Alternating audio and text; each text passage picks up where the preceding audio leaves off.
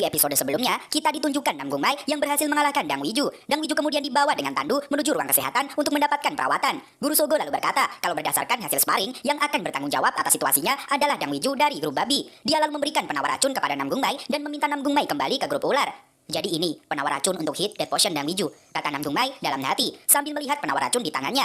Menggunakan 1 dari 8 racun terbaik adalah merupakan sebuah kejahatan serius. Sehingga karena itu, Dang Wiju akan dikeluarkan dari Akademi Militer White. Terlihat Nam Gung Il yang kemudian berbalik arah dan bermaksud ingin pergi dari tempat itu. Nam Gung Mai mencoba merasakan tubuhnya. Dia merasa kalau dia tidak membutuhkan penawar itu karena racunnya benar-benar sudah hilang dari tubuh Nam Gung Mai. Semua itu berkat gantian Nam Gung Mai yang berhasil menyerap semua racun mematikan itu. Dan karena itu pula, jumlah ki Nam Gung Mai menjadi meningkat drastis.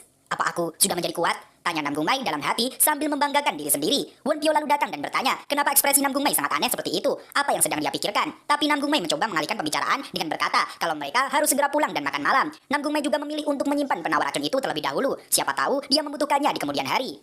Warrior Mai, kami mengucapkan terima kasih, kata para 5 Nova yang menunduk dan berterima kasih kepada Nam Gung Mai. Nam Gung Mai juga balas menunduk. Dia menjawab kalau itu tidak apa-apa. Nam Gung Mai hanya mengatakan sebuah kebenaran. Dan untuk sparringnya, Nam Gung Mai melakukannya demi dirinya sendiri. Sudahlah, jangan terlalu rendah Warrior Mai, kata Merah. Hijau berkata, bahkan pada situasi di mana Nam Gung Mai bisa dengan mudah dimaafkan jika dia menyebut nama 5 Nova kepada Guru Sogo, Nam Gung Mai tidak melakukan itu dan bahkan memilih untuk melawan Dang Wiju sendirian. Hal itu membuat mereka merasa tersentuh. Biru berkata kalau mereka sangat senang bisa bertemu dengan seseorang yang adil seperti Nam Gung Mai dan mereka tidak akan melupakan kebaikan Nam Gung Mai. Merah lalu mengeluarkan sebuah bom kecil. Dia mengucapkan selamat tinggal dan kemudian asap pun keluar dan seketika mereka menghilang di balik asap itu. Setelah dirasa semua yang terjadi di sana sudah selesai, Nam Gung Mai kemudian mengajak Wen Pio dan Ji Pyong untuk segera pulang masing-masing karena sepertinya mereka sudah mulai merasa lapar. Ji Pyong mencoba melihat ke arah Nam Gung Il tadi berdiri, tapi ternyata dia sudah tidak ada di sana, entah pergi kemana.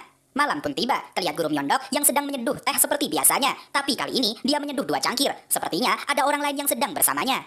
Pas sekali kau datang, kebetulan aku lagi punya teh yang enak, Tuan Muda, kata Guru Myeondok kepada tamunya yang ternyata adalah Nam Gung Il. Suatu kehormatan bisa bertemu denganmu, Senior Guru Myeondok. Senior tidak perlu berbicara begitu padaku, jawab Nam Gung Il. Guru Myeondok lalu memberikan nafasnya perlahan dan kembali menatap Nam Gung Il.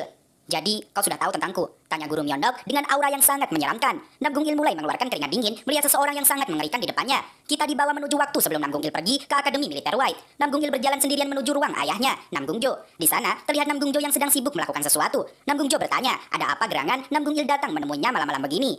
Nam Gung Il menjawab kalau dia sudah berencana untuk membawa Nam Gung Mai kembali pulang dan dia meminta izin kepada ayahnya untuk itu.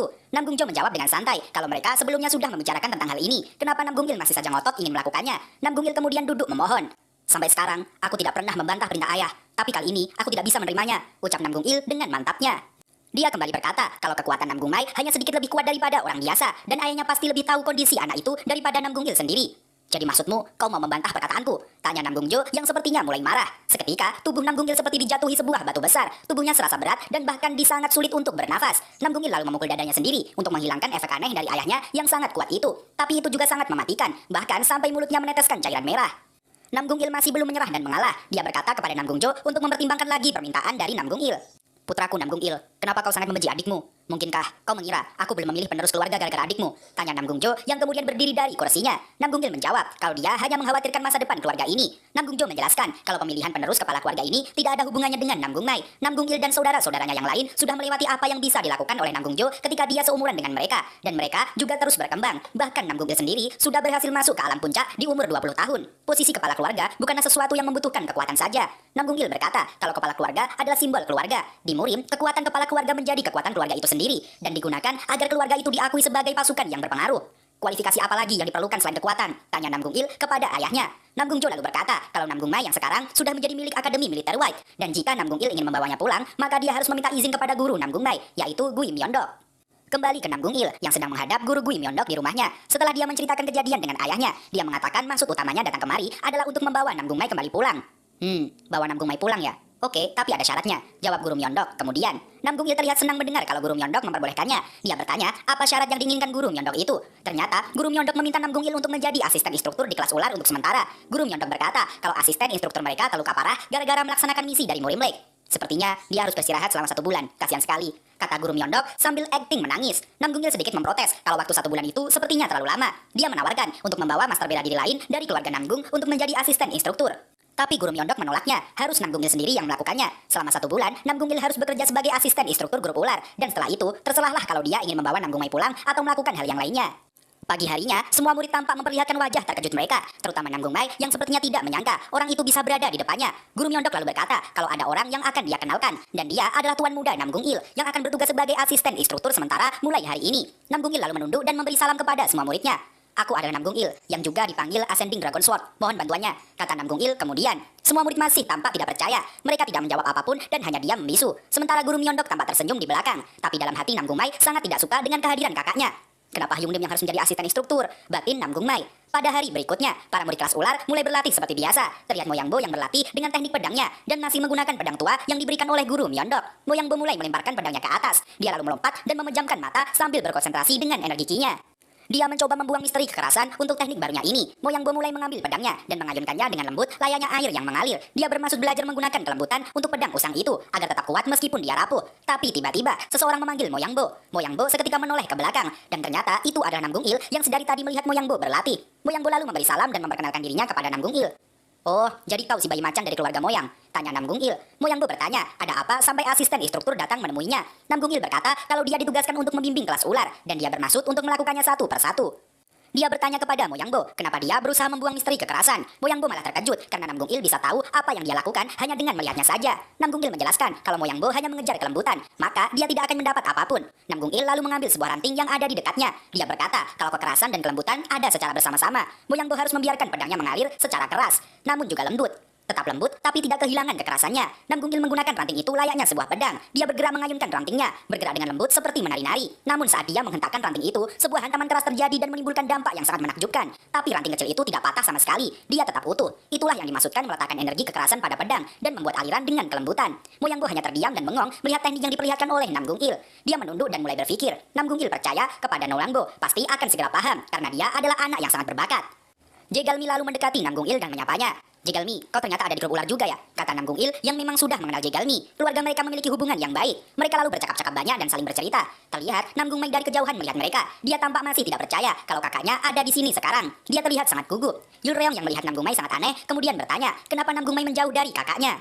Tapi Namgung Mai menjawab kalau dia hanya sedikit canggung. Mungkin dia butuh waktu sedikit untuk membiasakan diri. Kupikir dia datang untuk membawaku pulang. Tapi kenapa dia malah menjadi asisten instruktur grup ular? Apa sebenarnya rencananya? Tanya Namgung Mai dalam hati. Sin berpindah ke sebuah rumah. Terlihat Yang Jun yang tertidur dengan banyak luka di sekujur tubuhnya. Luka itu dia dapat saat terakhir kali bertarung dengan Gui Myeondok palsu. Seseorang tampak datang dan mengetok pintu dan membuat Yang Jun terbangun dari tidurnya. Hei, gimana kondisimu? Sapa Guru Myeondok sambil tersenyum dan membawa sekeranjang buah untuk Yang Jun. Yang Jun terlihat senang dengan kedatangan Guru Myeondok untuk menjenguknya. Dia langsung duduk untuk menyambut Guru Myeondok. Guru Myeondok sangat prihatin dengan kondisi Yang Jun yang sangat berantakan ini. Dia harus beristirahat total sampai benar-benar sembuh. Dan sampai saat itu, dia tidak boleh ikut mengajar grup ular untuk sementara. Yang Jun meminta maaf kepada Guru Myeondok karena dia belum bisa membantu Guru Myeondok untuk saat ini. Padahal dia adalah asisten instruktur. Sudahlah, tidak apa-apa. Aku sudah menemukan orang bego. Maksudnya orang yang berbakat yang bisa menggantikanmu untuk sementara, kata Guru Myeondok dengan senyum kecilnya. Yang Jun lalu bertanya kepada Guru Myeondok, apakah dia tahu bagaimana kehidupan mantan anggota Black Flower Lake saat ini? Guru Myeondok terdiam sejenak setelah mendengar pertanyaan dari Yang Jun. Entahlah, itu kan grup yang isinya orang-orang gila dan aneh. Jawab Guru Myeondok dengan santai. Dia bercerita tentang anak buahnya di Black Flower Lake. Ada orang yang selalu menyanyikan lagu tentang betapa dia ingin pulang ke rumah. Ada juga yang jalan pikirannya tidak bisa ditebak. Dan setelah pelang besar ortodok demonik, hanya tersisa beberapa dari mereka. Tapi tetap saja, karena mereka sudah terbebas dari kehidupan yang dekat dengan kematian, seharusnya mereka akan baik-baik saja, bukan? Kata Guru Myeondok mencoba berpikir positif. Yang Jun lalu meminta maaf kepada Guru Myeondok karena dia harus mengatakan ini. Tapi pada nyatanya, orang yang membuat kondisi Yang Jun seperti ini kemungkinan besar adalah mantan anggota Black Flower Lake. Sin berpindah ke Gunung 100,000 Grit. Seseorang yang menggunakan jubah seperti asasin tampak memanjat tebing untuk menuju atas. Dia berusaha dengan keras dan akhirnya sampai di depan sebuah gua besar. Lapor, seseorang yang mirip seperti dia menyerang dan membunuh semua orang. Wakil ketua, kata asasin itu melapor sambil duduk membengkuk memberi penghormatan. Apa kau yakin? Terdengar suara dari dalam gua. Sepasang mata terlihat menyeramkan dari balik gua yang gelap itu.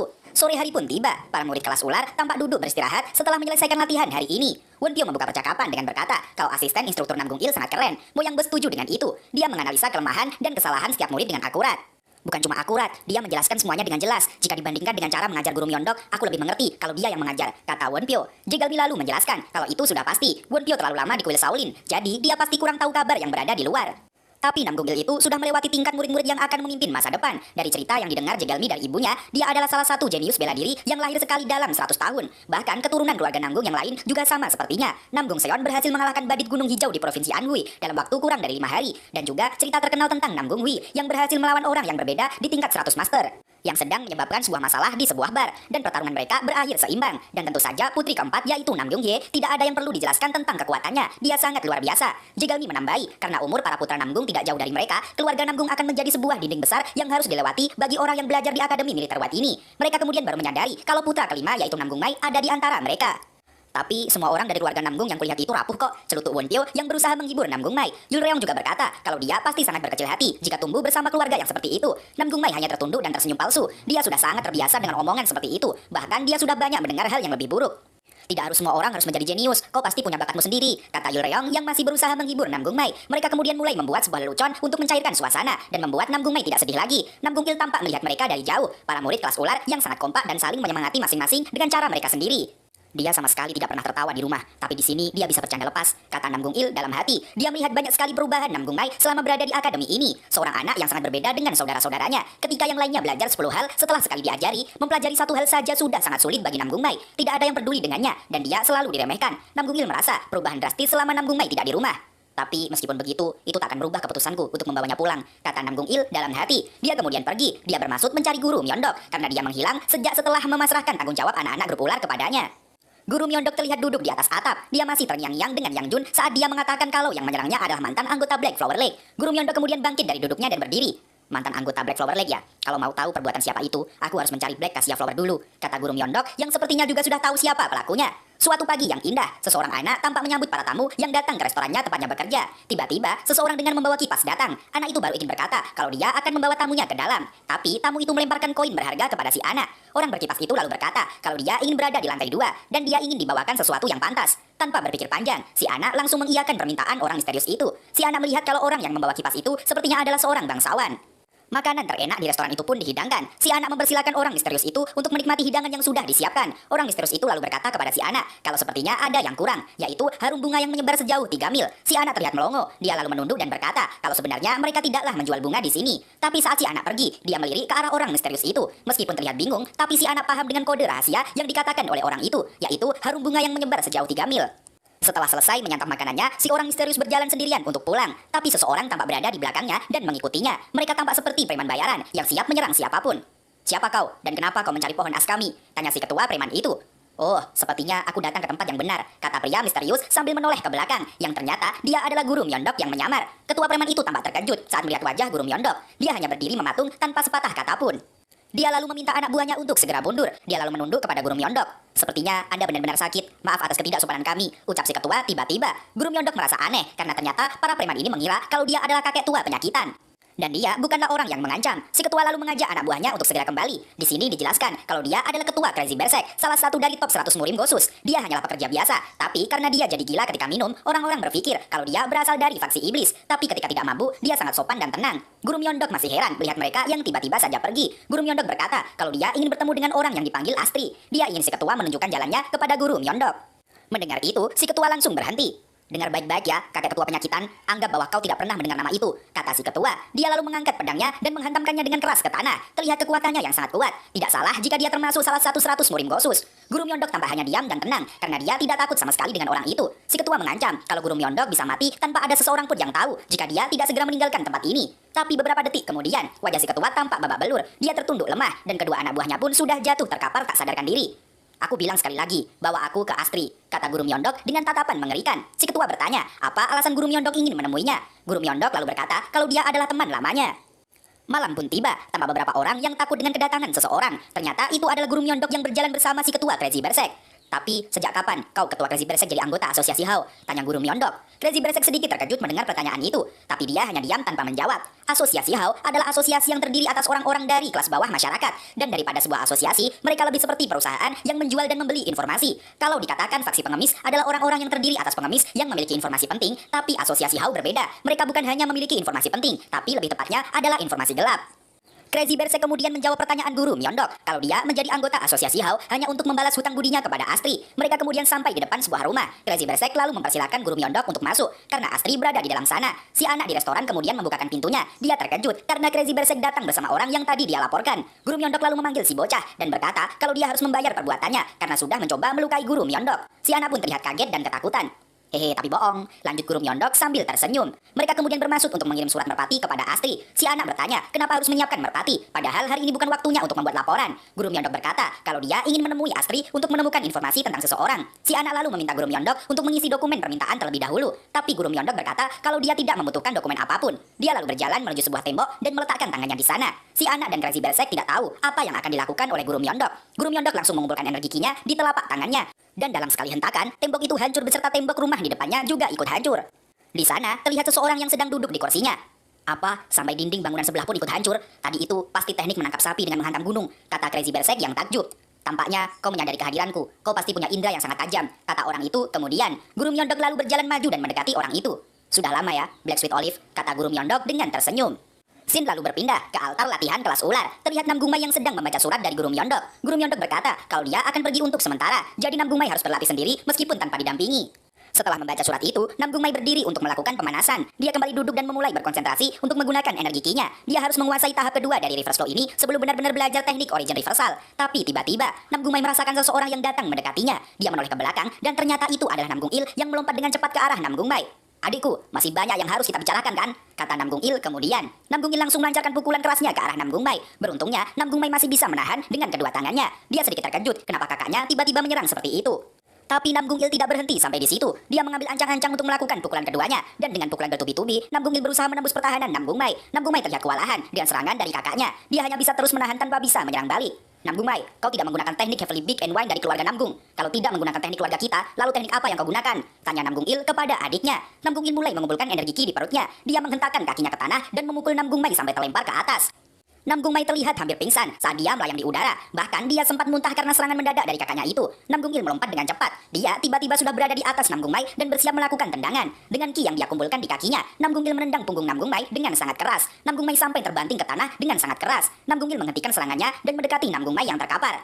Aku akan menanyakan detailnya saat kita sampai di rumah nanti. Jadi, sebaiknya kau bilang kepada Guru Myeondok kalau kau akan pulang ke rumah, kata Nam Gungil kemudian sambil menginjak tubuh Nam Gungmai. Tidak mau, teriak Nam Gungmai yang masih berusaha bangkit meskipun tubuhnya sudah lemah. Nam Gungmai mulai menggunakan energi ki-nya. Tubuhnya mengeluarkan ki yang sangat banyak. Nam Gungil sedikit terkejut karena Nam Gungmai bisa mengeluarkan dua energi ki yang sangat berbeda dalam waktu bersamaan. Nam Gungmai mulai menyerang dengan ki-nya. Serangan itu membuat Nam Gungil mundur dan sedikit terpental ke belakang. Dia penasaran apa yang telah dilakukan Guru Myeondok kepada adiknya selama ini. Terlihat Nam Gungmai yang kembali berdiri. Dia terlihat mengumpulkan energi ki-nya untuk menyerang balik. Dua ki milik Nam Gungmai keluar secara bersamaan untuk melakukan teknik Heavenly Sword Art. Nam Gungmai memulai serangannya. Dia melompat ke depan dengan cepat dan melakukan jurus Twin Dragon Twister Punch ke arah kakaknya. Tapi Nam Gungil terlihat tidak panik sama sekali. Kau masih saja cuma tahu menggunakan Twin Dragon Twister, kata Nam Gungil, dan dengan jurus Bichonsu, Nam Gungil melemparkan Nam Gungmai ke atas dengan sangat mudah. Dia mengagalkan jurus andalan Nam Gungmai tanpa kesusahan sedikit pun. Nam Gungmai langsung jatuh terbanting ke tanah, kepalanya terbentur sangat keras. Jika orang biasa, pasti sudah pingsan karena benturan itu. Tapi Nam Gungmai masih tidak mau menyerah. Dia kembali maju menyongsong kakaknya dari belakang. Nam Gungmai bersiap melakukan pukulannya dengan Twin Dragon Twister Transformation. Dia memukul dengan sangat keras mengarah ke wajah Nam Gungil. Tapi kembali dengan mudah, Nam Gungil menghindarinya, bahkan tanpa teknik apapun. Transformasi dari Twin Dragon Twister ini sedikit mengejutkan, gumam Nam Gungil dalam hati. Nam Gungil mulai mengangkat tangannya. Dia mengumpulkan ki di sana dan bersiap kembali menyerang. Dengan teknik Heavenly Sword Art, Nam Gungil melakukan serangan balik dengan cepat. Nam Gungmai yang tidak siap tentu saja terkejut dengan serangan mendadak dari kakaknya itu. Dan dengan jurus Flying Dragon, Nam Gungil menyerang Nam Gungmai dengan sekuat tenaga. Serangan itu telah mengenai Nam Gungmai sampai menimbulkan ledakan yang sangat keras. Nam Gungmai pun jatuh tersungkur. Terlihat juga batuan di sekitar ikut hancur saking kuatnya serangan dari Nam Gungil. Nam Gungil masih berdiri dan menyaksikan adiknya terkapar. Beberapa detik kemudian, Nam Gungmai masih mencoba berdiri meskipun tubuhnya terlihat tak sanggup lagi. Nam Gungil bertanya, apakah dia masih ingin bertarung lagi setelah luka yang telah dia dapat ini? Aku tidak tahu bagaimana dan kapan untuk menyerah Yungnim, kata Nam Gungmai dengan percaya dirinya. Nam Gungil hanya bisa tertunduk karena ternyata dia masih saja belum bisa menghentikan Nam Gungmai dari sikap keras kepalanya itu. Karena sepertinya sangat sulit, Nam Gungil kemudian berkata kalau dia tidak akan membawa Nam Gungmai secara paksa, tapi Nam Gungil akan memberikan syarat kepada Nam Gungmai. Nam Gungmai bertanya apa syaratnya. Nam Gungil lalu berkata kalau sebagai asisten instruktur selama 1 bulan ini, dia akan mengajar Moyangbo sebaik mungkin. Dan setelah 1 bulan, Nam Gungmai harus melawan Moyangbo dalam sebuah pertarungan bela diri. Jika Nam Gungmai berhasil menang melawan Moyangbo, maka Nam Gungil akan mengizinkan Nam Gungmai tetap berada di Akademi Militer White. Nam Gungmai sedikit tercengang dengan syarat dari kakaknya. Moyangbo ada yang paling kuat dan berbakat di kelas ular. Apalagi setelah ini, Nam Gungil akan melatihnya dengan intens. Pasti akan sangat sulit mengalahkannya dalam sebuah pertarungan bela diri. Tapi dia tidak punya pilihan lain selain mengiyakan syarat dari kakaknya. Karena Nam Gungmai masih ingin berada di akademi ini. Sim berpindah ke tempat latihan kelas ular. Tampak Moyangbo yang sedang bermeditasi untuk meningkatkan energi ki-nya. Tiba-tiba, Nam Gungil datang dan menyapa Moyangbo. Pagi-pagi seperti ini sudah latihan, rajin sekali, kata Nam Gungil. Seketika, Moyangbo langsung bangkit berdiri setelah mengetahui kedatangan Nam Gungil. Dia bertanya, ada apa gerangan sampai asisten instruktur datang menemuinya. Moyangbo, kenapa kau ingin menjadi kuat? Tanya Nam Gung Il tiba-tiba. Wajah Moyangbo terlihat terkejut. Kenapa asisten bertanya seperti itu? Tapi dia lalu menjawab, kalau keluarga Moyang harus selalu jadi orang yang berkuasa di atas orang lain. Dan dia ingin mewujudkan hal itu untuk memenuhi ekspektasi dari ayahnya. Nam Gung Il sangat takjub dengan motivasi yang dimiliki oleh Moyangbo. Anak itu sepertinya mengincar posisi raja. Nam Gung Il lalu tersenyum karena dia melihat bakat yang dimiliki Moyangbo setara dengan adik-adiknya. Dia sangat berharap Moyangbo yang menjadi adik bungsunya, bukan Nam Gung Mai yang tidak berbakat. Untuk berdiri di atas orang lain dan menjadi raja, kau harus lebih kuat dan lebih baik dari orang lain. Tapi, apa keadaanmu sekarang? Bisakah kau berdiri di atas semuanya? Tanya Nam Gung Il. Moyangbo menjawab dengan mantapnya. Kalau suatu saat, dia akan mencapai posisi itu. Tapi menurutnya, untuk sementara, dia bisa berdiri di atas Akademi Militer White. Nam Gung Il lalu bertanya lagi, apakah Moyangbo sudah mendengar tentang adiknya Nam Gung Mai yang berhasil mengalahkan Dang Wiju dalam sparring seni bela diri beberapa hari lalu? Dan Moyangbo menjawab kalau dia sudah mendengar tentang hal itu. Jadi, bisakah kau mengalahkan adikku? Tanya Nam Gung Il. Moyangbo terdiam sejenak. Dia lalu menjawab kalau dia sudah tahu dengan baik bahwa Nam Gung Mai terus berkembang setiap harinya, bahkan sangat pesat dibanding yang lain. Tapi dengan kemampuan yang hanya bisa mengalahkan Dang Wiju, Nam Gung Mai masih bukan tandingan bagi Moyangbo. Kau benar, dalam pertarungan seni bela diri, Dang Wiju hanya sedikit bagus saja. Tapi, kalau Dang Wiju menggunakan semua racun mematikan dan senjata tersembunyinya, apa kau masih yakin bisa mengalahkannya? Tanya Nam Gung Il lagi yang seakan memanasi Moyangbo. Moyangbo hanya terdiam mendengar hal itu, karena yang dikatakan Nam Gung Il adalah sebuah fakta yang menakutkan dari keluarga San Cheondang bukanlah dari seni bela dirinya, tapi dari racun dan senjata tersembunyi milik mereka. Itulah kenapa keluarga Dang selalu tertutup rapat dan menyimpan banyak sekali rahasia. Bagaimana? Kau tidak bisa menangani itu kan? Karena hanya dengan goresan dari 8 racun mematikan saja, itu sudah akan mengalahkanmu. Sedangkan adikku berhasil melawan itu. Jika tidak boleh ada kesalahan sedikit pun, apa kau bisa? Tanya Nam Gung Il yang terus memanasi Moyangbo. Seakan-akan Nam Gung Mai sudah lebih kuat dari Moyangbo. Jadi Moyangbo bisa memiliki motivasi besar untuk mengalahkan Nam Gung Mai. Moyangbo hanya terdiam tanpa bisa membalas pertanyaan Nam Gung Il. Dia sepertinya sudah benar-benar terprovokasi dengan kata-kata Nam Gung Il. Setelah merasa kalau Moyangbo sudah termakan omongannya, Nam Gung Il melanjutkan kata-katanya. Dia berkata kalau dirinya adalah pemenang kontes Small Dragon dan Phoenix. Dan itu artinya Nam Gung Il adalah yang terbaik di generasinya. Dia sudah berhasil berdiri di atas semuanya di generasinya. Nam Gung Il akan membantu Moyangbo dan akan membuatnya bisa berdiri di atas semua orang di Akademi Militer White. Tapi sebagai gantinya, Moyangbo harus mengalahkan adiknya di sebuah sparring seni bela diri. Apa persyaratannya adalah bertarung dengan Nam Gung Mai? Tanya Moyangbo yang sedikit terkejut. Dan Nam Gung Il membenarkannya. Awalnya Moyangbo masih menolaknya. Memang bagus kalau Nam Gung Mai sudah berhasil mengalahkan Dang Wiju, bahkan saat dia menggunakan racun mematikan dan senjata tersembunyi. Tapi berdasarkan yang Moyangbo amati tentang Nam Gung Mai, alasan kenapa racunnya tidak mempan adalah karena keanehannya. Jika Nam Gung Mai menggunakan kekuatannya dalam jumlah tertentu, dia akan berubah menjadi wujud iblisnya dan mengeluarkan energi aneh, bukan seperti energi biasanya. Mendengar kata-kata Moyangbo, Nam Gung Il sedikit terpukul, karena itu memang benar, dan Nam Gung Il juga mengetahuinya. Energi itu adalah energi aneh yang memang berkumpul di inti dantiannya Nam Gung Mai ketika Nam Gung Mai masih kecil, dan karena itu juga keluarga Nam Gung melarangnya untuk menggunakan tenaga dalamnya, dan sudah pasti energi itulah yang menghilangkan racun mematikan milik Dang Wiju. Gara-gara energi sialan itu juga membawa malapetaka bagi keluarga kami. Kami tidak boleh membiarkan dia menggunakannya lagi, kata Nam Gung Il. Kemudian, Moyangbo menambahi kalau keistimewaan Nam Gung Mai hanya karena itu. Jadi menurutnya, dirinya tidak akan kalah dengan Nam Gung Mai di pertarungan seni bela diri. Tapi Nam Gung Il masih belum menyerah memanasi Moyangbo. Dia berkata, kalau baru 3 bulan Nam Gung Mai berada di Akademi Militer White ini, tapi perkembangannya sudah sangat drastis. Dia berkembang sangat pesat, bahkan sudah menyamai orang lainnya dalam waktu yang sangat singkat. Dan setelah mendengar itu, Moyangbo berpikir kalau itu memang benar adanya. Jika dalam waktu 3 bulan saja dia sudah bisa mengejar, maka dalam waktu tidak lama lagi bisa saja Nam Gung Mai melampaui yang lainnya. Keesokan harinya, terlihat para murid kelas ular yang sedang berlatih menjaga keseimbangan mereka di atas sebuah bambu. Nam Gung Il mengawasi mereka semua sambil memberikan teori-teorinya. Dia meminta mereka untuk menggunakan semua indera yang mereka miliki. Dan apapun yang terjadi, keseimbangan mereka harus tetap stabil. Semua murid tampak mencoba sekeras mungkin menyelesaikannya. Latihan kali ini, Nam Gung Il tiba-tiba saja melemparkan beberapa batu kerikil. Batu-batu itu mengarah ke Jegalmi, tapi dengan refleks yang bagus, Jegalmi berhasil melompat dan menghindari semua kerikil itu, dan dia bisa kembali berdiri di bambu itu dengan sempurna. Nam Gung Il merasa senang, karena Jegalmi memang mempunyai indera yang sangat bagus. Dan target selanjutnya adalah Moyangbo dan juga Wonpyo. Batu kerikil sudah mengarah ke mereka secara bersamaan. Meskipun sedikit panik, tapi Wonpyo berhasil menghindari semua batu kerikil itu tanpa jatuh dari bambunya. Sementara Moyangbo memilih menghantam semua batu kerikil yang mengarah kepadanya tanpa melompat menghindar. Nam Gung Il terlihat senang melihatnya. Meskipun mereka mempunyai cara sendiri, tapi mereka semua tahu dasar-dasarnya. Bagaimana denganmu adikku? Tanya Nam Gung Il dalam hati. Sasaran selanjutnya adalah Nam Gung Mai. Nam Gung Il melemparkan kerikil itu kepada Nam Gung Mai dengan kecepatan yang sama dengan murid-murid yang lain. Batu kerikil itu mulai datang di depan Nam Gung Mai. Nam Gung Mai langsung refleks dan membuka matanya. Dan dengan cepat, dia memblok semua batu kerikil itu dengan tangannya tanpa melompat. Moyangbo yang melihat itu terkejut, karena Nam Gung Mai menggunakan cara yang sama sepertinya. Bahkan refleksnya terlihat lebih bagus. Kukira aku hanya merasakannya saat pertarungan seni bela diri itu, tapi ternyata kau memang sudah berkembang adikku, kata Nam Gung Il dalam hati. Di sini terlihat ya, kalau Nam Gung Il itu juga merasa senang ketika melihat adiknya yang berkembang. Tapi kenapa Nam Gung Il itu membenci adiknya? Apa alasannya? Nah, di chapter-chapter kedepannya bakal dijelasin nih. Jadi tetap terus mengikuti jalan ceritanya ya. Setelah semuanya selesai, Nam Gung Il meminta semuanya untuk segera kembali ke kamarnya untuk beristirahat. Karena latihan hari ini cukup sampai di sini. Nam Gung Il melirik ke arah Moyangbo. Dia memberi isyarat seakan-akan menunjukkan kalau Nam Gung Mai memang sudah berkembang dan sebentar lagi bisa melampaui Moyangbo. Moyangbo hanya bisa berdiri mematung. Dia mulai merasa khawatir karena dia sudah melihat kemampuan Nam Gung Mai dengan mata kepalanya sendiri. Dan yang dikatakan oleh Nam Gung Il semuanya benar. Dia mulai takut kalah dengan Nam Gung Mai. Pada hari berikutnya, Moyangbo berlatih bersama Namgung Il. Terlihat Moyangbo yang maju menyerang dengan teknik andalannya. Moyangbo menyerang dengan pedang besi, sementara Namgung Il hanya menggunakan sebuah pedang kayu. Namgung Il melatih Moyangbo sambil mengajarinya tentang teori teknik pedang. Namgung Il sudah mendengar tentang teknik pedang keluarga Moyang dari ayahnya Namgung Jo. Pedang keluarga Moyang adalah teknik yang berpusat pada kecepatan dan kekuatan. Hal itu bisa dilihat oleh ayahnya Namgung Jo saat dulu dia sparring dengan ayah Moyangbo. Mereka terus beradu pedang satu sama lain. "Hei Moyangbo, apa inti dari Swift Destruction Swordship milik keluargamu?" tanya Namgung Il. Moyangbo menjawab kalau inti pedang Moyang adalah sebuah badai besar yang menghancurkan segalanya. Moyangbo memasang kuda-kuda untuk kembali bersiap menyerang Namgung Il. Sementara Namgung Il mulai mengumpulkan energi ki di pedang kayunya. Dia sambil menjelaskan kepada Moyangbo kalau teknik keluarga Moyang tidak bisa dilihat oleh mata, tapi bisa dirasakan. Itu bahkan memiliki kekuatan yang mampu menumbangkan pohon besar yang akarnya tertancap dalam di tanah. "Inti dari pedang Moyang adalah angin," ucap Namgung Il lagi. Dia mulai memasang kuda-kuda dengan energi ki yang menyelimuti tubuhnya. Moyangbo sampai tercengang melihat dahsyatnya energi dari asisten instruktur Namgung Il. Tampak sebuah kobaran energi yang membentuk api mulai menyelimuti pedang kayu Namgung Il. Api itu berkobar ke sana kemari, membentuk sebuah pusaran. Tapi itu bukan sekedar angin biasa, tapi angin yang sangat kuat, tambah Namgung Il sambil tersenyum. Tanpa aba-aba, dia langsung maju melompat dengan cepat menyongsong ke arah Moyangbo. Tanpa diduga, Namgung Il sudah berada tepat di depan Moyangbo. Dia bersiap menebas Moyangbo dengan pedang kayunya. Tebasan yang sangat kuat dilancarkan oleh Namgung Il.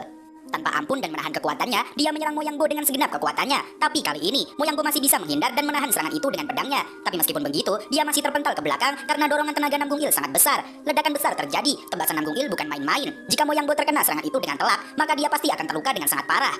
Moyangbo sangat tercengang melihat jurus itu. Bahkan dengan hanya menggunakan pedang kayu, angin yang ada di sekitar pedangnya memiliki 3 gelombang dari arah yang berbeda. Belum sempat bergerak lagi, Namgung Il tiba-tiba sudah berada di samping Moyangbo dan bersiap menyerangnya lagi. "Ini adalah teknik Endless Wine milik keluarga Moyang," kata Namgung Il yang sudah bersiap melakukan serangan susulan. Energi ki-nya mulai membesar di sekitar pedangnya. Serangan selanjutnya akan lebih kuat daripada serangan pertama. Namgung Il langsung menebas Moyangbo menggunakan teknik keluarganya sendiri. Tapi kali ini, Moyangbo tidak sempat menghindar ataupun menahannya. Dia terkena serangan itu dengan sangat telak. Moyangbo pun terlempar dan mendapat luka yang cukup parah. Bajunya sampai robek-robek dan bahkan memuntahkan cairan merah dari mulutnya. Moyangbo jatuh tersungkur di tanah setelah menerima serangan itu. Terlihat tanah-tanah di sekitarnya hancur terkena serangan Namgung Il. "Kalau kau sendiri bisa menjadi badai yang besar, tidak akan ada yang bisa menghentikanmu," kata Namgung Il kepada Moyangbo dengan tatapan yang sangat menakutkan. Namgung Il lalu meminta Moyangbo untuk kembali berdiri. Yang dilakukan olehnya tadi hanya sebagai pembuka, dan latihan berat yang sesungguhnya akan segera dimulai. Dengan badan yang penuh luka, Moyangbo kembali mencoba untuk berdiri. Tampak luka yang didapatkannya sangat fatal, tapi tidak terlalu mematikan karena Namgung Il hanya menggunakan pedang kayu. Dalam hati Moyangbo sangat terkejut karena dia bisa meniru Swift Destruction Swordship milik keluarga Moyang yang hanya dalam waktu yang sangat singkat. Tapi memang tidak heran, orang yang berada di depannya adalah pendekar pedang terkuat di generasinya. The Ascending Dragon, Namgung Il. Moyangbo kemudian tersenyum. Ini adalah kesempatan yang sangat bagus. Ada banyak hal yang bisa dia pelajari dari sparringnya dengan Namgung Il, dan ini adalah metode ajaran yang sangat cocok untuk Moyangbo. "Aku akan menyerap semua fondasi yang asisten instruktur Namgung Il miliki," katanya dalam hati. Dia langsung memasang kuda-kudanya, bersiap untuk menerima serangan selanjutnya. Meskipun sangat menyakitkan, tapi Moyangbo sangat menikmati latihan ini. Scene berpindah kepada guru Myeondok yang mengunjungi salah satu mantan anak buahnya, yaitu Black Sweet Olive. Terjadi ledakan yang sangat keras di sana. Sepertinya guru Myeondok sedang bertarung dengan Black Sweet Olive atau yang biasa dipanggil Astri. "Berani-beraninya orang sepertimu meniru ketua kami," teriak Astri sambil maju menyerang guru Myeondok. Dia menggunakan topeng khas Black Flower Lake. Astri terus maju mengejar, sementara guru Myeondok hanya mundur menghindar sambil terus meyakinkan Astri kalau dia adalah ketuanya dulu. "Hei, aku adalah ketua Black Flower Lake. Aku adalah Gui Myeondok," teriak guru Myeondok berulang-ulang. Tapi Astri masih saja belum percaya. Dia tidak tahu siapa yang mengirim orang itu, tapi sepertinya dia mendapat informasi yang salah. Astri berkata kalau ketua mereka, Gui Myeondok, adalah orang yang sangat tampan. Guru Myeondok hanya bengong mendengar itu. Bagaimana Astri bisa berkata seperti itu? Padahal selama mereka bersama pun tidak ada anggota Black Flower Lake yang mengetahui wajah asli ketua mereka, Gui Myeondok. "Aneh, padahal aku belum pernah menunjukkan wajahku pada orang ini. Bicara apa sih dia?" tanya guru Myeondok dalam hati. Guru Myeondok lalu berteriak kepada Astri kalau dia pembohong. Dia sendiri belum pernah melihat wajah Gui Myeondok. Tapi Astri masih saja ngotot. Dia adalah pencari informasi dan pasti ada cara untuk mengetahui itu. Astri masih saja menyebut guru Myeondok palsu. Dia semakin mendekat ke arah guru Myeondok. Astri mulai mengumpulkan ki di tangannya untuk bersiap melakukan serangan. Dia lalu menyerang guru Myeondok dengan jurusnya tanpa menahan sedikit pun. Sepertinya Astri benar-benar tidak percaya dengan guru Myeondok. Tapi dengan mudah, guru Myeondok melompat menghindari serangan Astri. Serangan susulan pun dilancarkan. Ledakan di mana-mana. Guru Myeondok masih saja terus menghindar tanpa menyerang balik. Dalam hati Astri sedikit terkejut karena ternyata orang yang di depannya ini cukup cepat. "Kalau begitu, coba hindari ini," kata Astri dalam hati sambil merogoh saku bajunya. Guru Myeondok sedikit terkejut, tapi dia sepertinya tahu apa yang akan dilakukan oleh Astri. Dia mengetahui semua jurus andalan anak buahnya. Astri kemudian mengeluarkan sebuah koin. Dia melapisi koin itu dengan energi ki dan memasang posisi untuk menembakkan koin itu. Dan dengan bulat koin spirit teknik, Astri menembakkan koin itu ke arah guru Myeondok layaknya sebuah peluru. Koin itu hampir mengenai perut guru Myeondok, tapi dengan cepat dia menghindar. Koin itu menabrak bangunan di belakang sampai menimbulkan ledakan yang sangat keras. Guru Myeondok menoleh ke belakang untuk melihat itu, tapi baru saja dia kembali menoleh ke depan, serangan koin lain sudah datang dengan cepatnya. Guru Myeondok terus saja bergerak menghindari serangan koin itu. Dia seperti sudah tahu betul jurus-jurus milik Astri. Mari kita lihat, sampai kapan kau bisa menghindari ini? Aku masih punya banyak uang tahu, kata Astri yang kembali mengeluarkan koin-koinnya dan bersiap melakukan serangan susulan. Bacot kau, bajingan licik. Kau pasti menghitung koin yang kau lempar tadi kan? Teriak Guru Myeondok kepada Astri. Dia sangat tahu kebiasaan anak buahnya, apalagi Astri yang sangat suka dengan uang. Dia tidak mungkin mau kehilangan koin-koinnya itu. Dalam hati Astri sedikit terkejut. Kenapa orang yang dianggap palsu di depannya itu bisa tahu hal itu? Ternyata kau tahu banyak informasi tentangku. Siapa kau sebenarnya? Apa kau dari sekte pengemis atau apa? Tanya Astri yang semakin penasaran. Guru Myeondok tampaknya sudah kehabisan kesabarannya karena Astri masih saja belum percaya kalau dia adalah Myeondok yang asli. Dia lalu berkata kalau Astri terlalu banyak tanya. Kalau dia tidak bisa membuat Astri percaya, dia hanya perlu memaksanya untuk itu. Guru Myeondok lalu mengeluarkan aura Ki reverse andalannya yang sangat kuat di tangannya. Astri tercengang melihat itu. Energi yang ada di depannya itu adalah energi yang sangat tidak asing baginya. Itu adalah The Origin Reversal teknik milik ketua mereka Gui Myeondok. Dua energi Ki berbeda yang menjadi satu. Itu adalah teknik reversal khas milik sang legenda Gui Myeondok. Tapi Astri masih tidak mau percaya begitu saja. Dia lalu melompat dan bersiap untuk menyerang Guru Myeondok. Dia masih ingin membuktikan energi yang dikeluarkan itu benar-benar The Origin Reverse atau bukan. Mari kita lihat setelah aku menghajarmu, kata Guru Myeondok dengan senyum liciknya. Dengan menggunakan dua jarinya, Guru Myeondok mengumpulkan energi Ki yang tajam seperti sebuah pedang. Dia lalu menyabetkan pedang energinya ke arah Astri. Tubuh Astri seketika terbelah menjadi dua dengan mudahnya, layaknya memotong sebuah roti. Astri pun terlempar dan tidak bisa melakukan serangan balasan. Dia lalu terjatuh ke bawah dengan keras. Tubuhnya terkapar di lantai dan terbelah menjadi dua. Guru Myeondok berdiri dan mendekati Astri. Hentikan aktingmu dan berdirilah, kata Guru Myeondok. Kemudian, Astri langsung bangun dan kembali menyerang Guru Myeondok secara mendadak. Tapi serangan itu berhasil ditangkis oleh Guru Myeondok, bahkan hanya menggunakan tangan kosong. Astri kemudian bangkit. Sekarang terlihat tubuh asli Astri yang ternyata sangat pendek. Dia menggunakan kaki tambahan untuk membuat dirinya tinggi. Astri berkata kalau dia sangat terkejut. Orang di depannya yang dianggap palsu ternyata mengetahui tentang turtle breathing teknik milik Astri. Dan energi yang digunakan untuk menyerangnya barusan adalah The Origin Reversal teknik yang legendaris. Kalau begitu, apa kau benar-benar ketua kami? Tanya Astri yang kemudian membuka topengnya. Wajahnya nampak masih terlihat tidak percaya, tapi semua bukti yang ada sudah cukup untuk membuktikannya. Terlihat Guru Myeondok yang duduk di atas sebuah batu di tepi jurang. Astri tampak datang dari belakang. Guru Myeondok bertanya, kenapa Astri lama sekali datangnya? Astri berkata sambil tersenyum, kalau dia sedang mengambil minuman dan juga daging. Kau telat karena kau memungut kembali semua koinmu kan? Tanya Guru Myeondok lagi. Dan Astri pun kembali terkejut. Ternyata memang benar kalau dia adalah Gui Myeondok. Karena dia bahkan tahu kebiasaan Astri. Mereka kemudian minum-minum untuk mencairkan suasana.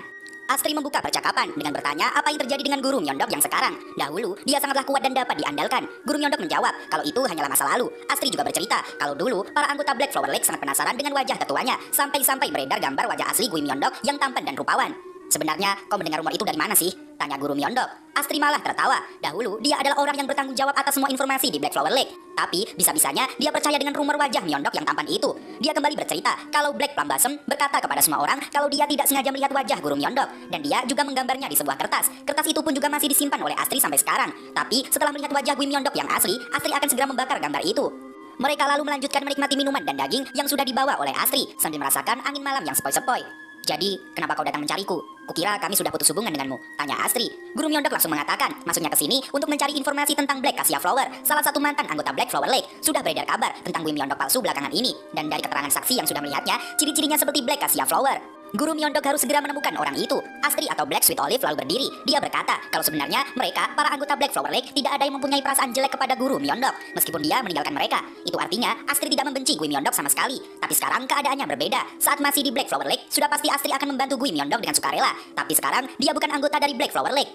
Jadi, kalau kau mau menggunakanku, kau harus memberiku uang, kata Astri dengan tersenyum. Kejadian pembantaian yang terjadi belakangan ini memang sudah menyebar dan dilaporkan ke seluruh dataran pusat. Para bandit-bandit yang baru saja terkenal atau namanya mulai naik, semuanya dibunuh di berbagai tempat berbeda.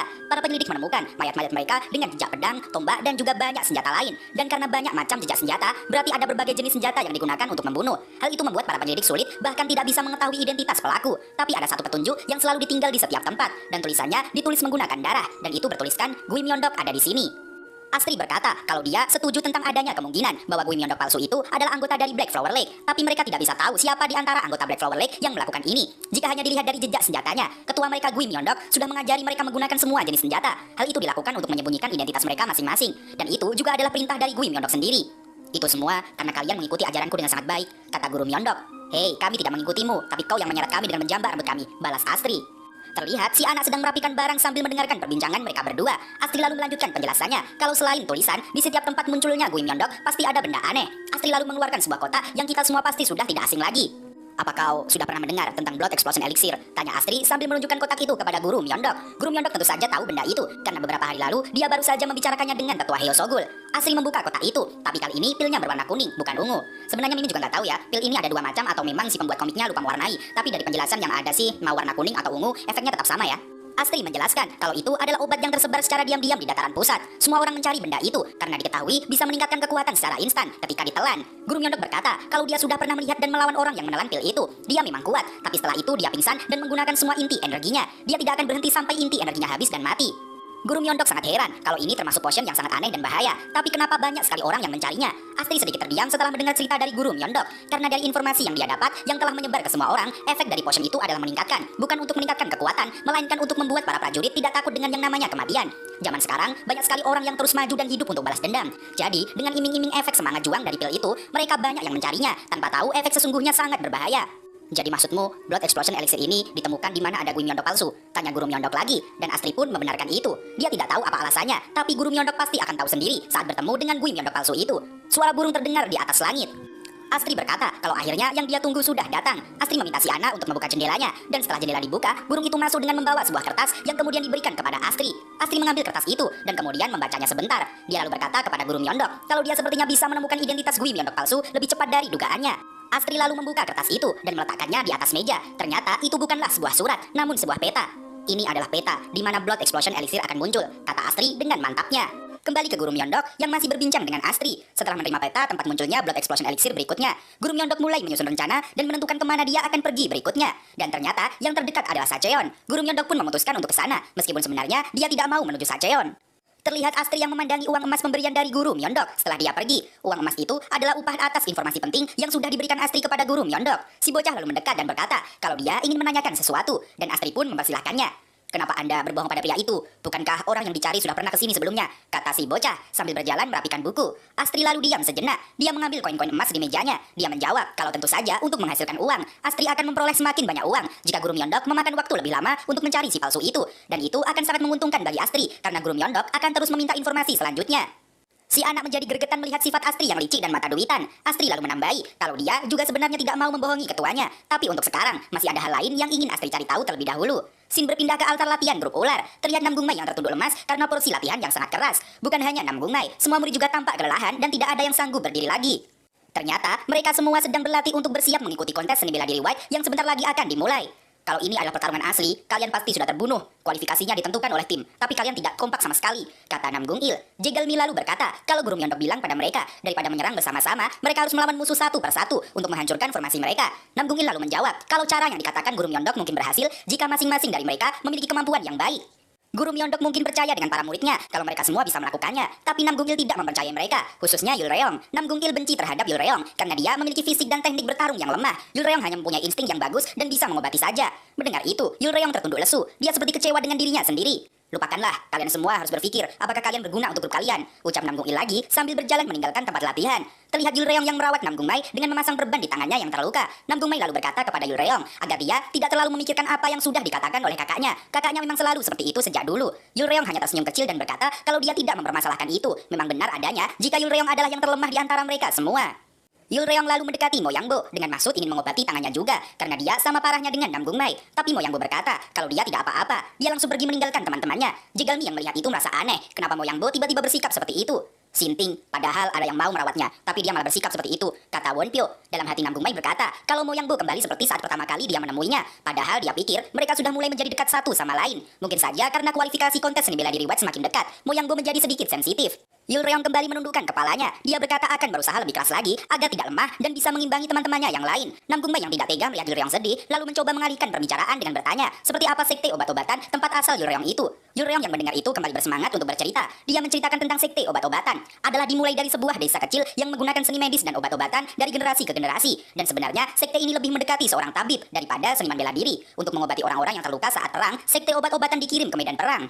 Tapi setelah beberapa waktu mereka ikut dalam perang, mereka sadar kalau mereka tidak bisa bertahan hidup jika hanya mengandalkan seni medis. Maka dari itu, sambil mengobati para seniman bela diri, mereka belajar dan berlatih seni bela diri juga, agar mereka bisa melindungi diri sendiri jika berada di medan perang. Lalu mereka berkumpul dan mendirikan sekte obat-obatan. Semuanya tampak sangat antusias mendengar cerita Yul Reong tentang sejarah sekte obat-obatan yang sangat menarik.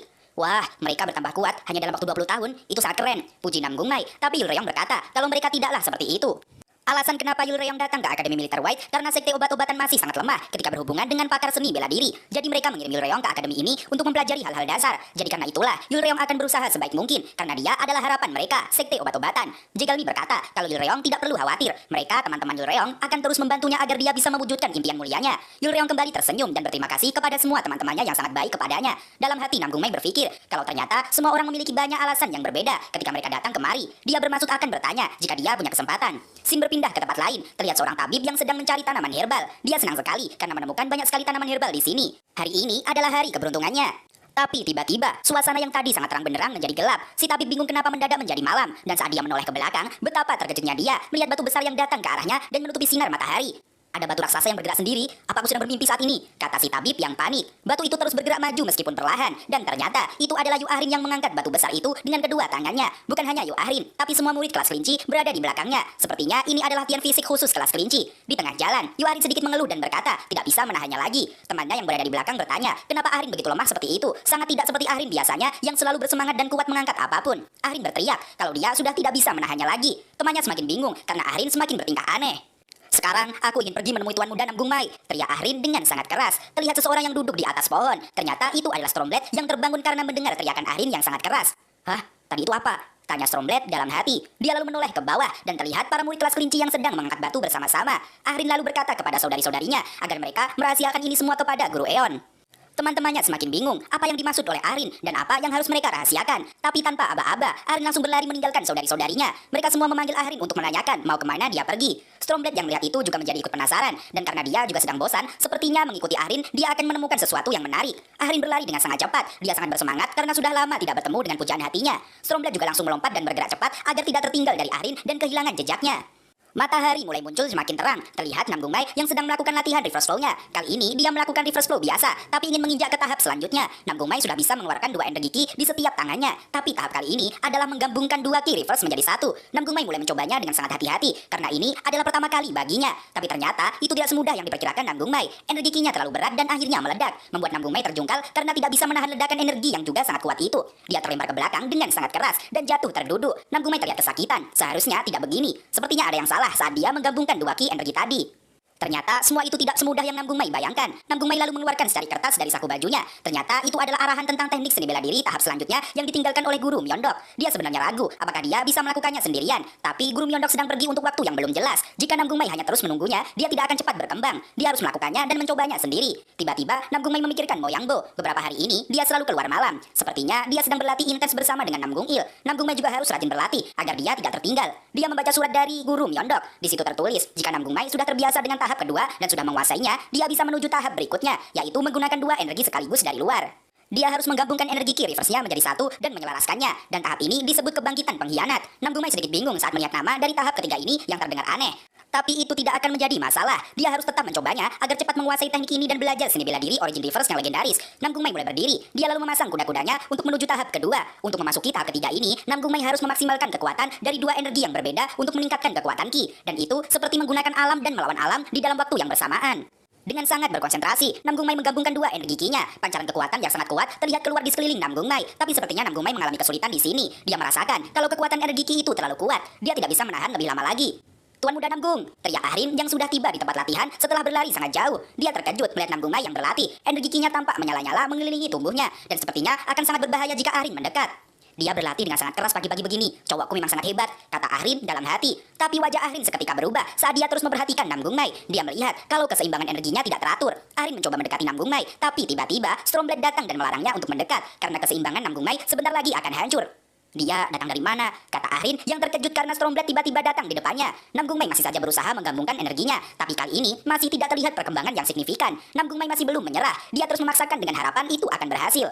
Tapi tiba-tiba, energi ki-nya berubah menjadi pisau-pisau ki yang menyerang ke segala arah. Bahkan pisau-pisau ki itu menyerang dan melukai Namgungmai sendiri. Ahrin yang melihat itu menjadi panik. Dia memanggil Namgungmai dan kemudian melompat dengan cepat untuk menghampiri Namgungmai. Ahrin akhirnya berhasil mencapai Namgungmai tepat waktu. Dia menangkap Namgungmai dan melindungi punggungnya dengan tubuhnya. Mereka berdua terlempar dengan sangat keras sampai akhirnya menabrak sebuah batu besar sampai hancur. Namgungmai bertanya kepada Ahrin, kenapa tiba-tiba dia ada di sini?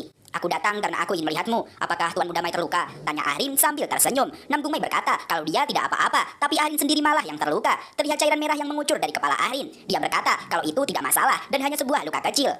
Tapi setelah itu, Ahrin pingsan karena kepalanya terbentur cukup keras. Ahrin lalu dirawat dan diperban kepalanya untuk pertolongan pertama. Stormblood berkata kalau dia sudah memperingatkan Ahrin untuk tidak mendekat, tapi dia malah nekat dan berlari. Namgung Mai bertanya kepada Stormblood, apakah Ahrin akan baik-baik saja? Stormblood berkata kalau tubuh Ahrin adalah tubuh yang diberkahi oleh seni bela diri. Dia akan segera bangun dan baik-baik saja. Stormblood menoleh ke arah Namgung Mai dan bertanya siapa namanya. Namgung Mai pun memperkenalkan dirinya karena pada pertemuan sebelumnya dia belum sempat berkenalan. Jadi, Namgung Mai, latihan macam apa yang sedang kau lakukan? Tanya Stormblood kepada Namgung Mai. Dia sangat penasaran karena belum pernah melihat latihan teknik yang seperti itu. Namgung Mai lalu menunduk dan meminta maaf karena untuk hal itu Namgung Mai tidak bisa mengatakannya. Stormblood malah tersenyum dan terlihat senang. Memang sebenarnya tidak benar jika kita bilang ke orang lain tentang seni bela diri milik masternya. Sikap Namgung Mai barusan sangat bagus sekali. Tapi Stormblood berkata lagi kalau sangat berbahaya jika Namgung Mai berlatih sendirian. Dia harus mendapat pengawasan dari masternya langsung. Sambil menunggu Ahrin bangun, Namgung Mai dan Stormblood duduk dan berbincang-bincang. Namgung Mai menceritakan tentang gurunya yang pergi melakukan hal yang penting dan juga tentang sparring seni bela diri dengan Mo Yang Bo sebulan lagi. Itu adalah alasan kenapa Namgung Mai mencoba memaksakan dirinya untuk melewati tahap selanjutnya dari seni bela diri masternya. Stormblood berkata kalau dia tidak tahu seni bela diri apa yang Namgung Mai pelajari, tapi dari yang dia lihat, energi yang keluar tadi sangat tidak seimbang. Energi yang berada di dalam tubuh Namgung Mai terlalu kuat sehingga menghancurkan keseimbangannya.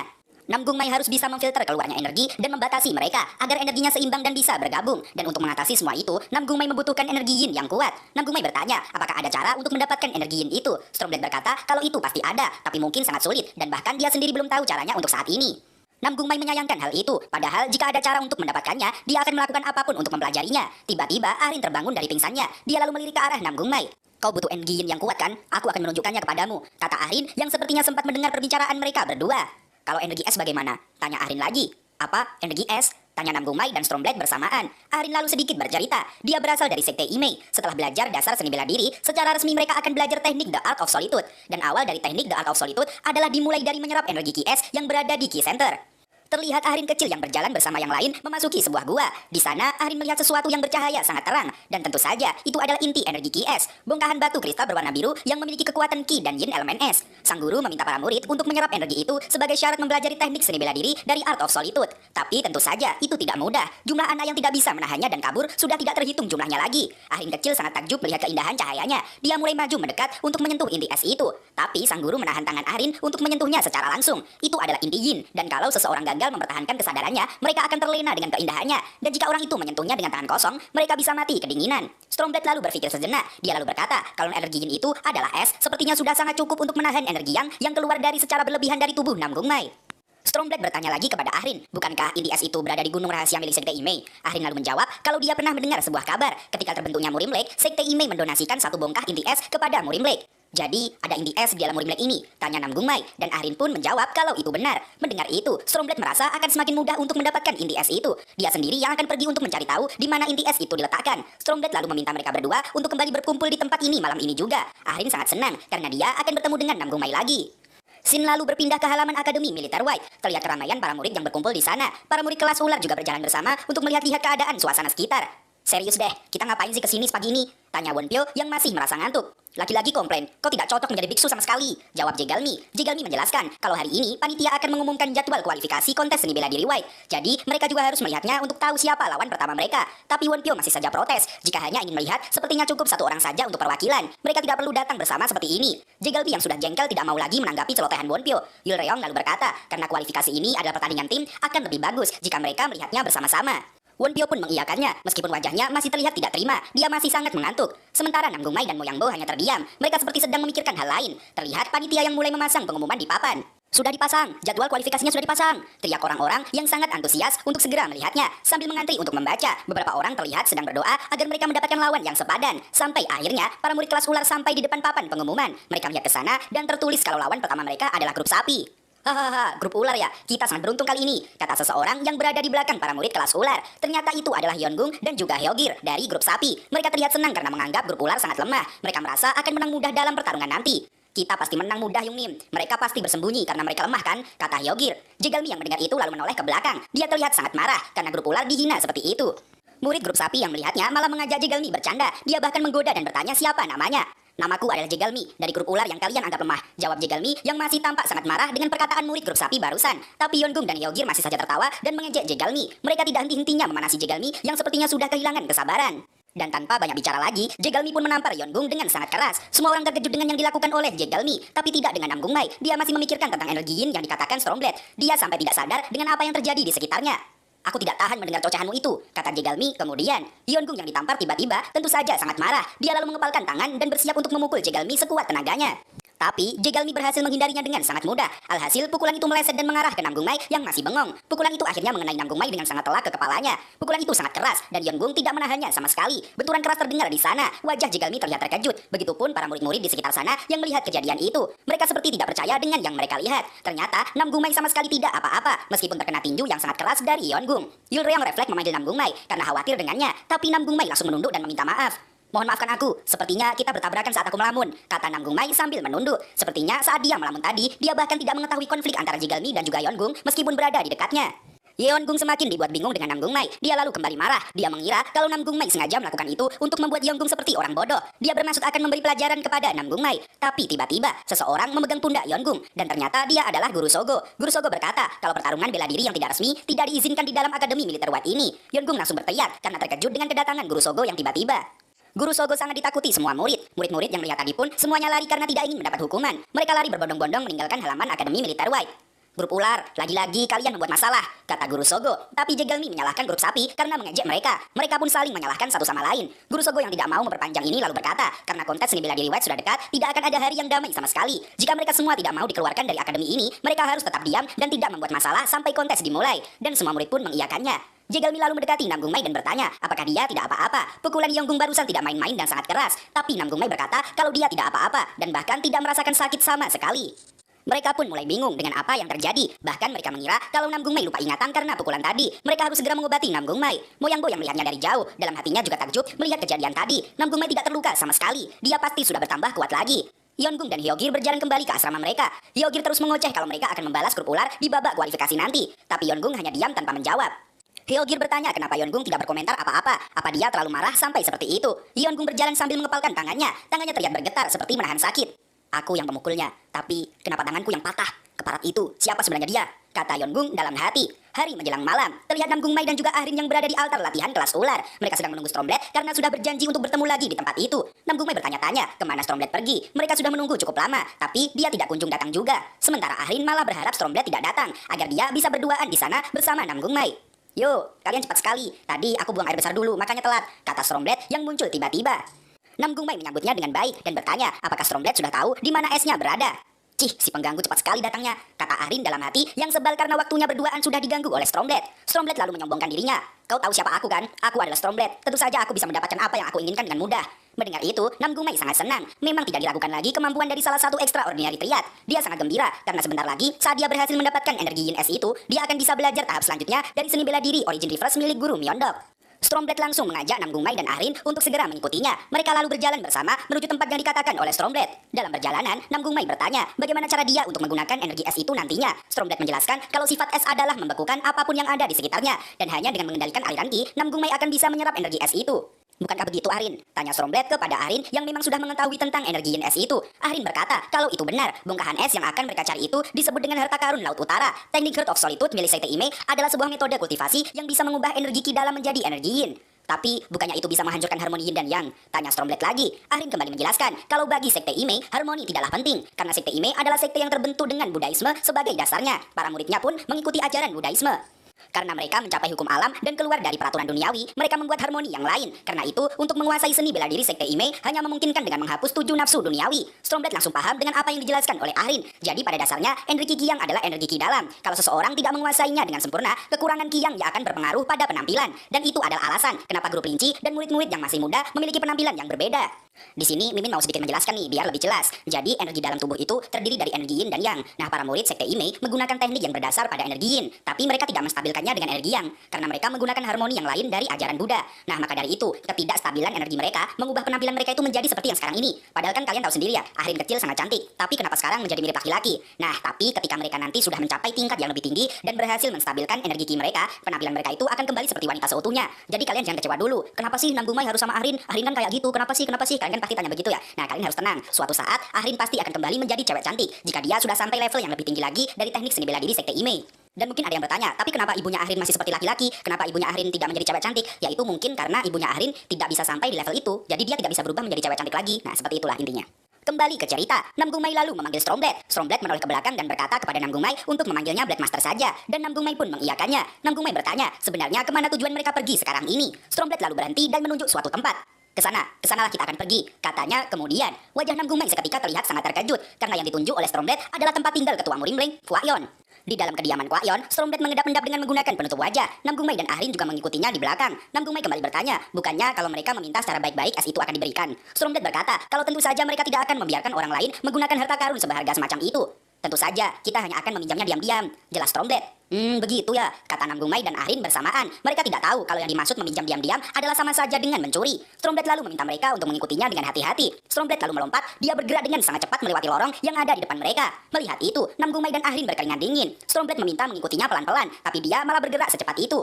Sangat terlihat kalau Stormblood menikmati pencurian ini, karena dia adalah orang yang memang suka melakukan hal-hal yang nekat dan aneh. Setelah berjalan melewati lorong, mereka akhirnya sampai di suatu ruangan. Stormblood berkata, kalau disinilah tempat es itu berada. Dia lalu membuka lantainya. Di sana ada sebuah tangga rahasia, dan jika mereka menuruni tangga itu, ada tempat di mana es itu disimpan.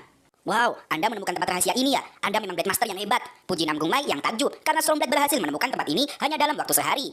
Oh, aku juga kaget loh. Aku nggak tahu kenapa aku punya bakat seperti ini, kata Stormblood memuji dirinya sendiri. Tiba-tiba, Stormblood merasakan sesuatu, seperti ada yang datang ke sana. Stormblood lalu berkata, kalau dia akan mengalihkan perhatian orang itu, sedangkan Ahrin dan Nam Gungmai harus masuk terlebih dahulu. Awalnya Nam Gungmai tidak mau, karena dia takut Stormblood terkena masalah karena ini. Apa kau lupa siapa aku? Kata Stormblood lagi sambil mendorong Nam Gungmai masuk. Aku adalah salah satu dari Extraordinary Triad, The Blade of Storm. Tidak akan ada yang bisa melukaiku, kata Stormblood lagi meyakinkan mereka berdua kalau dia tidak akan kenapa-napa. Ahrin dan Nam Gungmai hanya bisa diam dan menurut. Stormblood lalu menutup pintu rahasia itu agar Ahrin dan Nam Gungmai bisa mencuri inti es itu. Setelah pintu ditutup, Stormblood berencana harus segera keluar dari tempat itu dan dia akan menjemput anak-anak itu lagi nanti. Kenapa pintunya terbuka? Terdengar suara Kwaion yang mendekat ke ruangan itu. Ada siapa ya? Sedang apa Blade Master di tempat seperti ini? Tanya Kwaion lagi, yang tiba-tiba menghilang dan sudah berada di hadapan Stormblood hanya dalam sekejap mata. Stormblood yang tertangkap basah, lalu berpura-pura menawarkan minum arak kepada Kwaion, dan Kwaion pun menerimanya. Dia berkata, kebetulan dia sedang ingin minum juga, tapi mata Kwaion melirik ke arah lain. Dia sepertinya tahu ada orang yang masuk ke dalam ruangan rahasianya. Di dalam ruangan rahasia, Nam Gungmai dan Ahrin berjalan menuruni tangga yang sangat panjang. Ahrin yang tertinggal di belakang, meminta Nam Gungmai untuk berjalan lebih pelan lagi.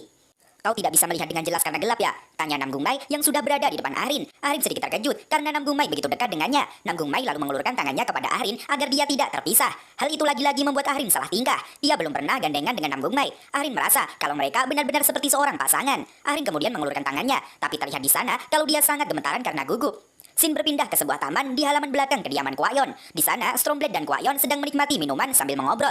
Pertemuan antara dua pendekar terkuat di dunia murim saat ini. Mereka mendapat julukan sebagai Extraordinary Triad karena sudah bisa mencapai tingkat alam tak terkendali akhir, yang dimana tingkat itu tidak mudah untuk ditembus.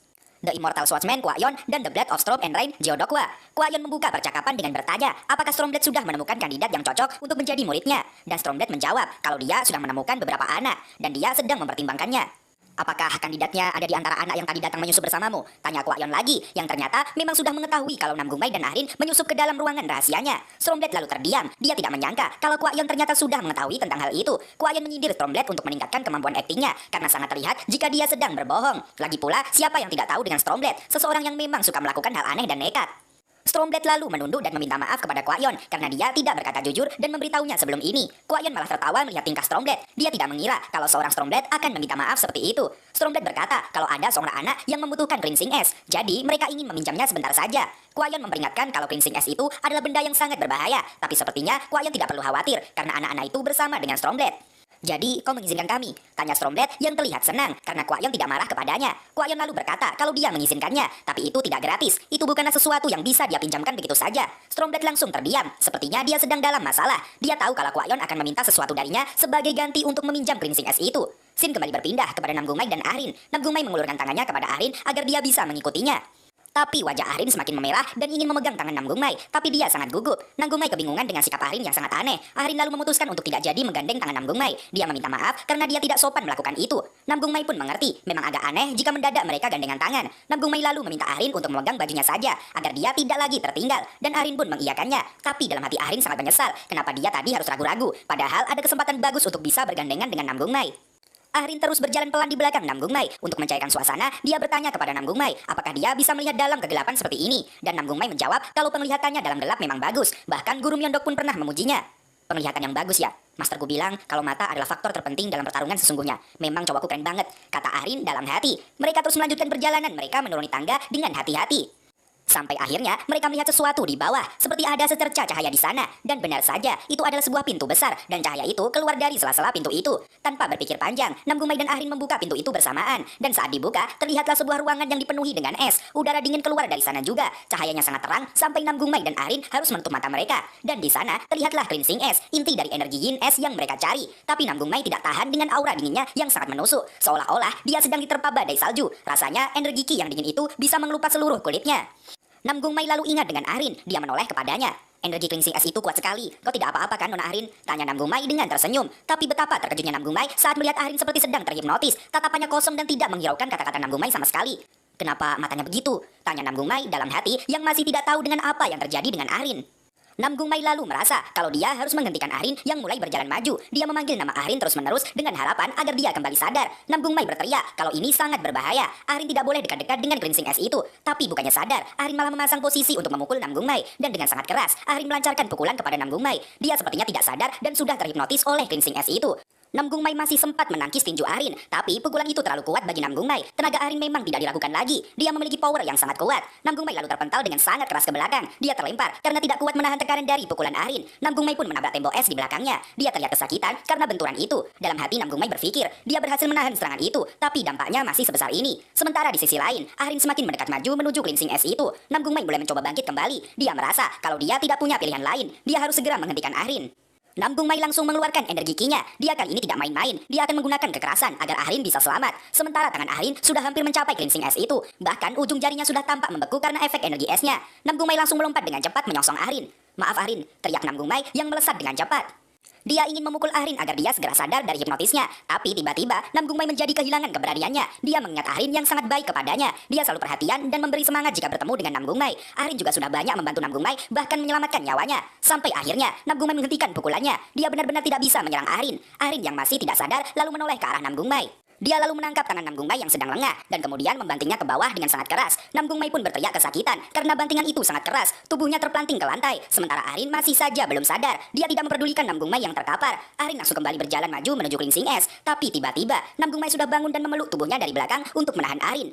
Kau tidak boleh menyentuh cleansing es itu, teriak Namgumai yang masih berusaha menahan. Meskipun dia sudah kesakitan dan bahkan kepalanya mengucurkan cairan merah. Tapi Arin langsung berteriak. Dia mengamuk dan mengeluarkan cahaya dari matanya. Kembali ke Stormbblade yang sedang berbincang dengan Kwaion. Mereka membicarakan tentang kompensasi yang diminta oleh Kwaion karena Stormbblade meminjam cleansing es tanpa izin. Di sini tidak dijelaskan apa yang diminta oleh Kwaion kepada Stormbblade. Tapi Stormbblade terlihat mengeluh dengan itu. Dia merasa terlalu ikut campur dalam hal ini. Padahal dia hanya ingin membantu Namgumai dan bersenang-senang. Tapi sekarang dia harus melakukan hal yang menyebalkan yang diminta oleh Kwaion. Tiba-tiba, Stormbblade merasakan sesuatu yang aneh. Dia menoleh ke rumah Kwaion. Dia merasakan energi yang sangat aneh dari sana. Dia mulai khawatir terjadi hal yang tidak-tidak dengan Namgumai dan Arin. Arin terus berteriak dengan sangat keras, sementara Namgumai masih saja terus berusaha menahan Arin dengan segenap tenaganya. Jika Namgumai gagal menahannya, dia akan mencapai cleansing es itu dan dia akan menyentuh cleansing es itu secara langsung. Maka, dia akan membeku dan mati kedinginan. Aku tidak bisa membiarkan Nona Arin berada dalam bahaya gara-gara aku, kata Namgumai dalam hati. Arin kembali berteriak dan melompat ke arah cleansing es. Dan Namgumai pun melepaskan pelukannya dan ikut melompat ke arah cleansing es itu. Mereka hampir saja mencapai cleansing es itu bersamaan. Namgumai bermaksud mengambilnya terlebih dahulu agar Arin tidak menyentuhnya dan membeku. Namgumai rela dirinya yang akan membeku asalkan Arin selamat. Dan akhirnya Namgumai dapat terlebih dahulu mencapai cleansing es itu dan meraihnya dengan tangan kosong. Cleansing es itu kemudian bersinar di tangan Namgumai. Namgumai terlihat panik karena tidak tahu apa efek dan apa yang akan terjadi selanjutnya. Seketika Namgumai merasa seperti ada bongkahan es di hadapannya dan cleansing es itu berdiri tegak di tangannya. Namgumai mengangkatnya dan berusaha untuk menahan kekuatan dahsyat dari cleansing es itu. Pancaran energi es mulai keluar seperti sebuah badai salju yang sangat besar. Arin yang terkena dampaknya lalu terpental dan jatuh. Dia pun pingsan karena benturan dari kepalanya. Beberapa detik kemudian, Stormbblade sudah tiba di sana. Dia terkejut saat melihat Namgumai menyentuh cleansing es itu dengan tangan kosong. Letakkan kembali cleansing esnya, teriak Stormbblade sambil melompat ke arah Namgumai untuk merebut cleansing es itu. Stormbblade merasakan kalau ketahanan cleansing es terlalu kuat, Namgumai bisa saja mati jika terlalu lama seperti itu. Dia lalu memiliki ide untuk menghancurkan es itu terlebih dahulu sebelum terserap sepenuhnya ke tubuh Namgumai. Dengan jurus Shattering Claw, Stormbblade maju dan berusaha menghancurkan cleansing es itu dengan kekuatannya. Dengan kekuatan Stormbblade, cleansing es itu mulai retak dan hancur. Namgumai lalu terlepas dari efek cleansing es itu. Tapi terlihat kalau bongkahan-bongkahan esnya masih berada di sekeliling Namgumai. Stormbblade dengan kekuatannya berusaha kembali menyatukan pecahan cleansing es yang berhasil dia dapat. Dan pada akhirnya, dia berhasil menyatukannya. Tapi Stormblood terkejut karena bongkahan yang dia dapat sangat kecil daripada ukuran aslinya. Dia lalu menoleh ke belakang dan melihat keadaan Namgung Mai. Sisa bongkahan cleansing es itu ternyata sudah berhasil masuk ke dalam tubuh Namgung Mai. Dada Namgung Mai terlihat bersinar karena pancaran kekuatannya. Stormblood menghampirinya dengan cepat dan mengecek keadaannya. Dia takut kalau energi esnya terlalu kuat dan tidak dapat ditangani oleh Namgung Mai. Stormblood dengan kekuatannya berusaha untuk mengeluarkan kembali pecahan-pecahan es itu. Pecahan-pecahan es itu terus berterbangan di tubuh Namgung Mai. Stormblood bermaksud untuk mengumpulkannya terlebih dahulu dan baru dia akan menariknya keluar. Setelah terkumpul, Stormblood harus segera menariknya keluar. Tapi ternyata hal yang tidak diduga terjadi. Pecahan es itu malah sudah distabilkan oleh Ki Namgung Mai sendiri di pusat Ki-nya. Kenapa bisa terserap cepat ini? Tanya Stormblood dalam hati. Meskipun begitu, tapi hal ini tetaplah berbahaya. Namgung Mai bisa saja mati jika dia menyerap cleansing es dalam kondisi seperti ini. Tapi jika Stormblood menariknya, dia juga sama berbahayanya. Karena es itu sudah berada di dalam inti Ki milik Namgung Mai. Stormblood lalu berpikir sejenak. Dia lalu memiliki sebuah ide. Aku tidak punya pilihan lain lagi. Hei bocah, anggap dirimu beruntung. Aku akan membantumu agar bisa bertahan dari cleansing es itu, kata Stormblood kemudian. Stormblood lalu menggunakan teknik seni bela diri Supreme Dragon andalan miliknya. Sebuah teknik legendaris yang sudah mengantarnya sampai tingkat yang lebih tinggi dan memiliki gelar Extraordinary Triad. Dengan kekuatan Ki Naga, Stormblood mencoba menyatukan pecahan es itu, sampai akhirnya menjadi bongkahan es yang sempurna. Dia lalu mengunci dan menyelimuti bongkahan es itu dengan energi Ki-nya di dalam tubuh Namgung Mai. Kobaran energi Ki Naga terlihat di sekitar. Stormblood masih mencoba menyempurnakan jurus itu agar Namgung Mai benar-benar aman. Dan akhirnya, semuanya selesai. Stormblood bisa bernafas lega setelah cara yang dia gunakan itu berhasil. Tapi, jika Namgung Mai tidak bisa mengendalikan cleansing es dan Tian Ki-nya bisa terhalang oleh energi Yin, dan dia akan kesulitan untuk bernafas. Tapi sebaliknya, jika Namgung Mai bisa mengendalikan energi itu adalah sebuah takdir untuk Namgung Mai. Kau sangat diberkati bocah, semoga beruntung, kata Stormblood sambil tersenyum. Stormblood lalu berdiri dan menulis di bukunya. Kalau Namgung Mai bisa membuat kekuatan yang dia dapat dari Stormblood tadi menjadi miliknya, Stormblood akan menulis nama Namgung Mai di daftar kandidat yang akan menjadi murid penerusnya. Bisa kita bayangkan nanti ya, jika Namgung Mai ini berhasil menguasai energi Stormblood yang ada di dalam tubuhnya. Dia sudah jadi penerus seni bela diri Origin Reverse milik sang legenda Kui Myeongdok. Lalu dia juga menjadi penerus seni bela diri Supreme Dragon milik salah satu Extraordinary Triad. Dan dia juga memiliki energi Yin yang kuat dari pecahan cleansing es di dalam tubuhnya. Bisa dikatakan Namgung Mai ini sangat beruntung. Stormblood lalu memutuskan untuk segera keluar dari tempat ini agar anak-anak bisa segera dirawat. Sementara Kwon yang datang menyusul terlihat sedang mengamati cleansing es yang ada di sana. Sepertinya ukurannya mengecil atau cuma perasaanku saja, kata Kwon yang bingung. Dan cerita pun bersambung.